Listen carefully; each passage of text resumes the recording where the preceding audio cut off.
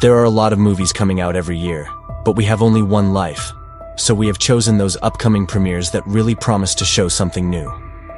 Western in Trump's America, with Joaquin Phoenix, Dracula through the eyes of Romanian Radu Jude.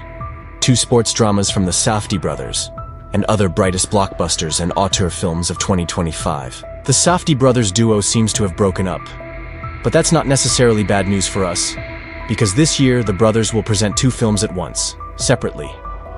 Their last collaboration, the nerve-wracking Uncut Diamonds, 2019, was one of the brightest American films of recent years, an instant classic that left audiences with something akin to cinematic PTSD as a lasting impression.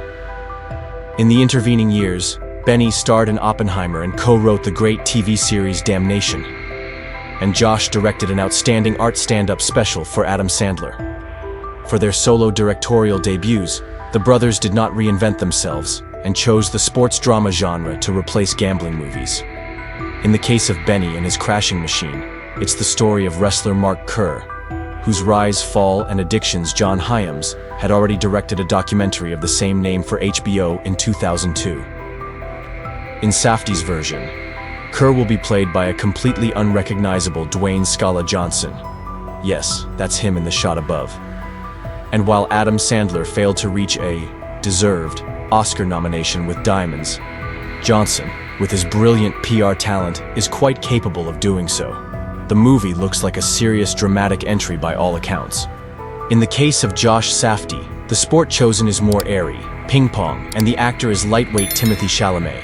And it seems that the tone itself may be closer to Wes Anderson than to Darren Aronofsky, because besides Chalamet, Anderson's muse Gwyneth Paltrow is announced in the cast. The Great Marty, rendered in the title, also has a real-life prototype, ping pong champion Marty Reisman, known not only for his titles, which he went on to win to a record 67, but also for his colorful personal style. Of Safdie's two 2025 films, by the way, both currently occupy the top two spots among A24 Studios' most expensive projects. This one will clearly bring out the comedic side of the duo. Still, Uncut Diamonds was not only a tense thriller and heartbreaking drama, but also a very, very funny movie. Another expected premiere is Without a Twin, the first entry in the festival program of James Sweeney, the author of one of the funniest and most touching romantic comedies of recent years, Pump Up the Normal. The new film will be a romantic comedy about two men, Sweeney himself and Dylan O'Brien, who recently showed an unexpectedly ironic side in the series Ghosts, who meet in a support group for twins who have experienced the loss of their other twin. Expect it to be very funny and equally heartbreaking again. This is the case when it makes sense to expect something from a remake of a classic. After all, the new Naked Gun was directed by Akiva Schaffer from the comedy trio The Lonely Island. Together they have already shot the feature-length comedy Pop Star, Don't Stop, Don't Stop, who has gathered an army of writers of top American sketch comas. In addition, the movie could be included in the top of the waiting list purely because of the brilliant casting. In the title role is Liam Neeson, whose image as an action hero has long needed a bold comedic deconstruction, and whose potential as a comedic actor remains underrated. In B-action movies, Neeson, more than anyone else, trained to be deliberately serious in the most absurd moments. Couple on the screen, he was a freshly made nominee for the Golden Globe, Pamela Anderson. The actor has already managed to admit that he fell in love.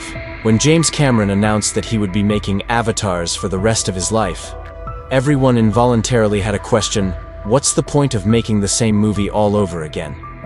However, between the first and the second part, it became clear that in these films a certain genre diversity is acceptable. After the Western, what is the first Avatar, if not a free retelling of Dances with Wolves? The second part turned out to be a war drama, a kind of underwater version of Go and See. The sequel, judging by the title Fire and Ashes, seems to continue the military line. But this time, the whole world outside avatars has changed.